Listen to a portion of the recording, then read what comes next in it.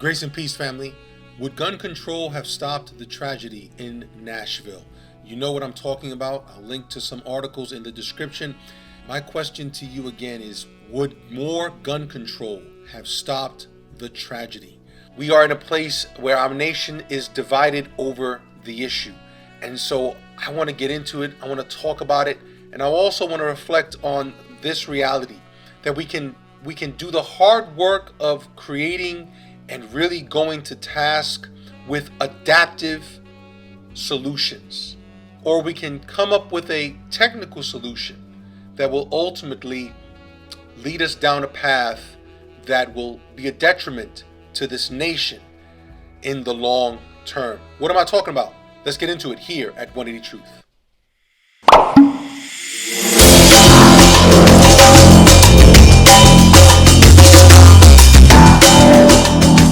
Before I start this video, to the 3 administrators and 3 children who lost their lives, I'm sorry. I'm sorry we live in a world where some people have a desire to ruthlessly slaughter innocent lives. Jesus. And may your souls rest in peace as we struggle to find a way to stop this type of carnage.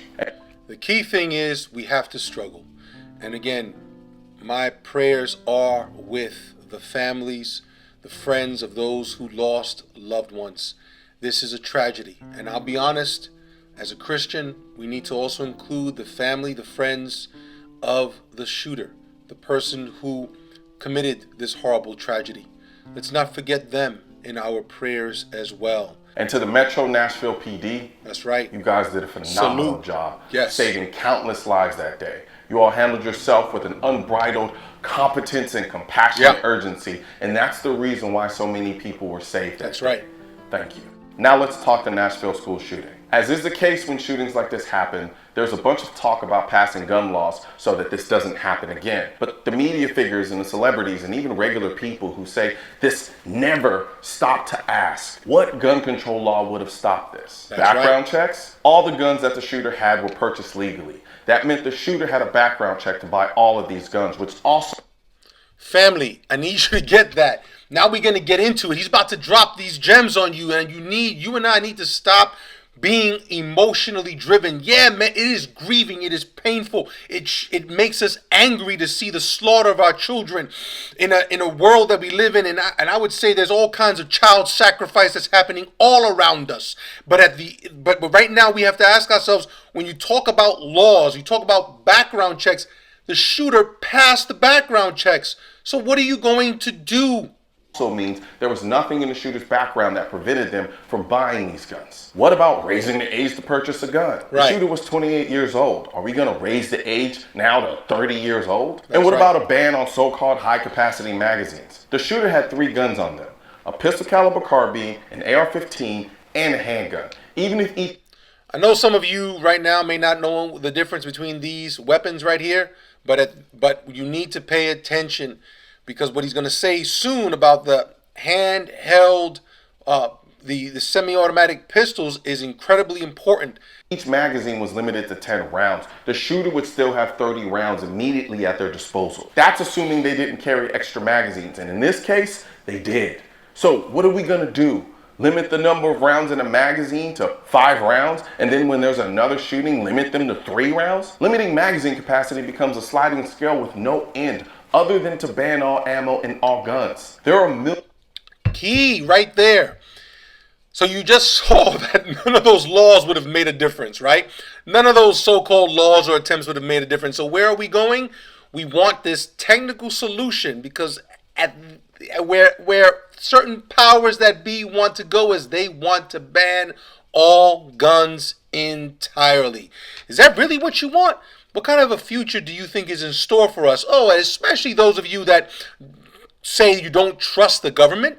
Do you trust the government? What extent do you trust the government? Or is it that you only trust the government that is supposedly representing your team? Because some of us are so tribalistic in our thinking. Some of us are so stuck in our identification with we identify literally our identities wrapped up in a political party where we think, well, if my boys, if my team is winning, if they're in charge, I'll be okay. All right, well, how much do you trust local law enforcement where you live? We celebrated the law enforcement that stepped up there in Nashville, but some of us us, well, we're just all about so-called defund the police, right? So you want to defund the police. Well, who's going to watch over you, protect you? I'll tell you this much. A lot of the politicians that are out there talking this talk about the gun control and everything else, they come with security, family. They pay for their security. Their security is entitled to them. They got it all the time. Millions of magazines already in this country, and school shootings aren't the only types of shootings in this country. As a matter of fact, school shootings represent a fraction of shootings in this country.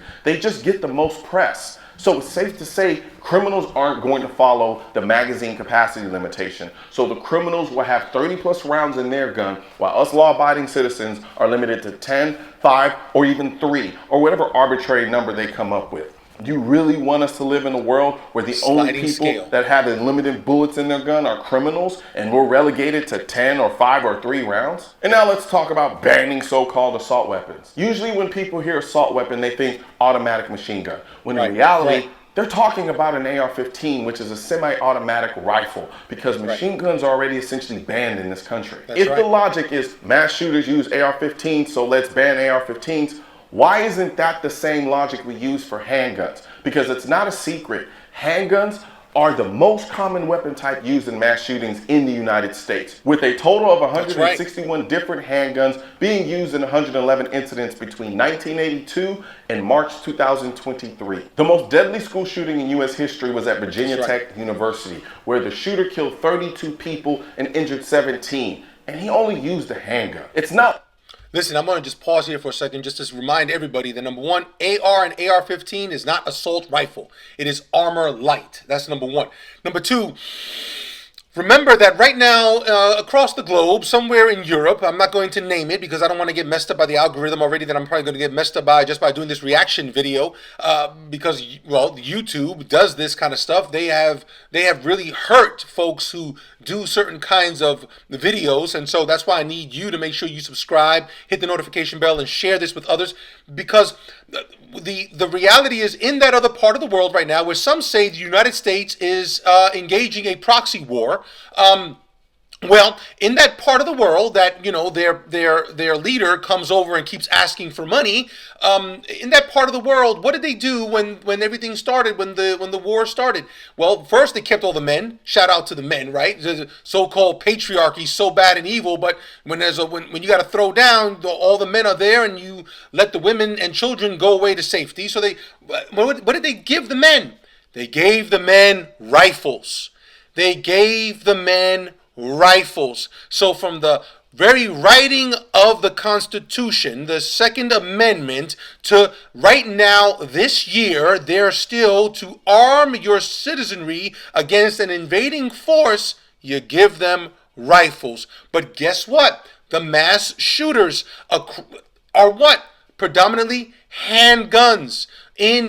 So get that through get it through your head, through your souls, family, that the questions of gun control right now, he is answering them blow by blow with regards to these questions. Not like this shooter was going up against armed Navy SEALs. They were shooting children and staff members. They could have easily inflicted the same damage with a handgun. Now, I'm not saying the AR-15 is not a formidable weapon. It very much is, which is why we want them. It's the same reason the police used an AR-15 to stop the shooter, and they didn't use limited capacity magazines. As deadly as an AR-15 can be in the hands of a mass shooter, it can also be just as effective at saving lives in the hands of law-abiding citizens. I have a whole series on my YouTube channel called Defensive Gun Worth Use, checking it where out. law-abiding citizens use AR-15s all the time to save lives. At this point, if you're being honest with yourself, you can see that gun control is not the solution. It's the end goal. Meaning the gun control lobby and their politicians leverage these types of tragedies to push their goal for more gun control. And that's important for us to understand in our souls, where ultimately it's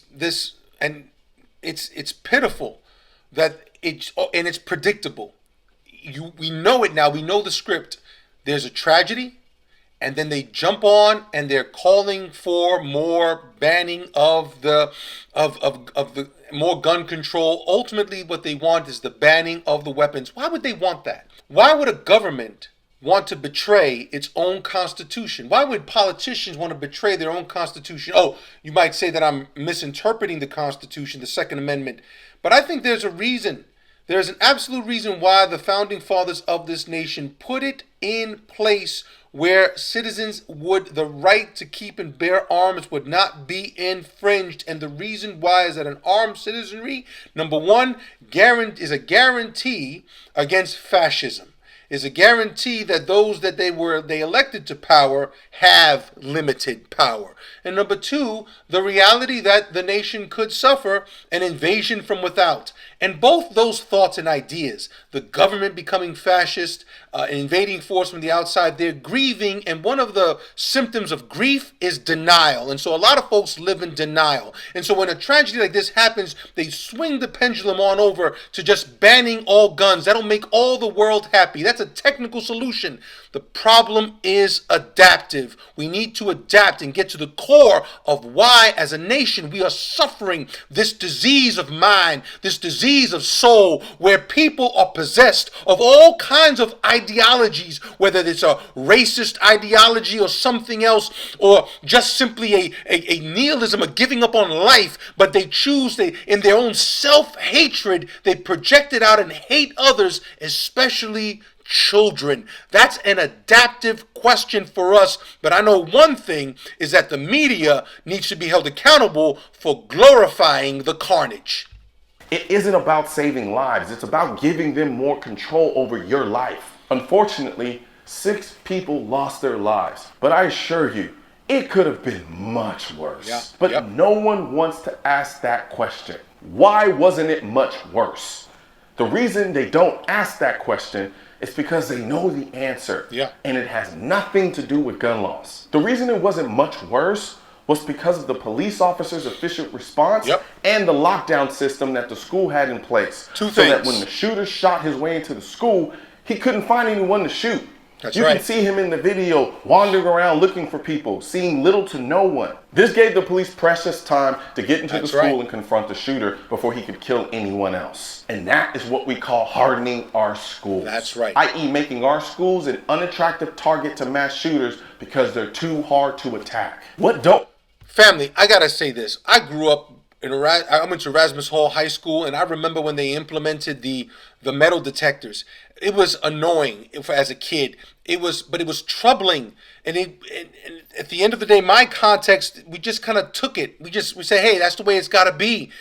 And so it was annoying to go through the metal detectors, but it was also liberating as a student to know that, well, there's a good capacity, there's a good chance that any of the kids that were wilding out wouldn't have a weapon on them, whether it was a razor blade or a knife or a gun. And where I grew up, and some of you grew up the same way, you knew people that had firearms illegally. He mentioned the automatic weapons.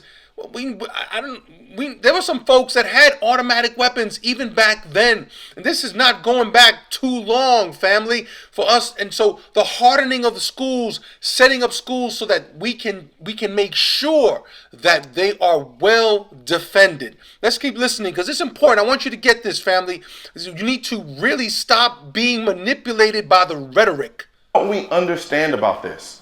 We know these people are looking for an easy target so they can kill as many people as possible in a short period of time. So they're not going to choose a hard target where they'll have to, and forgive me for this term of phrase, work hard for each and every kill. This shooter literally wrote in their manifesto that there was another target, but that it was too secure, so they chose this school because from their perspective, this was a much easier target. These shooters are literally dumb enough to give us their game plan. And instead of building defenses based on this information, we're just ignoring it because we're so stuck on stupid about gun control. Since the war began, the Biden administration and the U.S. Congress have directed more than $75 billion in assistance to... If we're willing to spend that kind of money to help another country, you telling me we can't spend that kind of money to protect our children? You get that? So even if you, listen, again, even if we look at the hardening of our schools as a technical solution, it's a lot more practical, easier to implement than actually what? Banning all guns? So you had $75 billion again to go off into the into the ether, but you don't want to transfer that to protect our schools. Yeah, when will it stop? When will it stop? When will it stop? When we actually start valuing our children is when it will stop. There are over 400 million guns in this country. What do you think will be easier and faster to implement? Ban and confiscate 400 million guns from American citizens? Or hardening our schools by having armed guards, bulletproof glass on exterior doors, possibly metal detectors at main entrances, and soft plans like the one that this school had where they went on lockdown when there was a threat? 400 million guns in this nation. I want you to get that, right? And those are, I guess, whatever ways they counted. Family, it is a miracle that there are not more shootings. It is a miracle. And the reality of it is you do the numbers in cities where there is a perpetuation of violence. You'll also find there's also a perpetuation of extreme gun laws where barely anybody can grab a hold of a gun. So which one is it? Right. So again, if you want to have a right technical solution, secure the schools, because you're going to do what? Try to confiscate 400 million firearms? Is that really going to work? No, it's not. It's not going to work. But maybe you just prefer the rhetoric. Maybe you just prefer the wishful thinking. Let's be real with ourselves, people. Banning AR-15s is not going to do it, especially when the vast majority of these shootings are committed with handguns. People, stop letting these politicians and brainless celebrities play on your emotions to accomplish their agenda. It's clear as day that our schools are soft targets, and it doesn't take a degree in quantum physics to know that when you have a soft target, the first thing you do is harden the soft target. Thank you. Especially when that target is filled with our children. Family, I know this triggered a lot of you. I know a lot of you would just love to do away with the firearms. Many of you have, again, you have a propensity, a personality geared toward peace. There are Christians that believe in complete nonviolence and that you want to impose that nonviolence. Ironically, you want to impose it on everybody else. Just take away firearms, do away with it. But I just wanted to share this video with you because I know many of you are watching these things, watching these protests, and you're going, yeah, let's do it. Let's do away with the guns. Let's do away with the guns. All right. Well, if you trust the government enough, okay. If you trust your law enforcement enough, okay. If you trust your neighborhood enough, okay.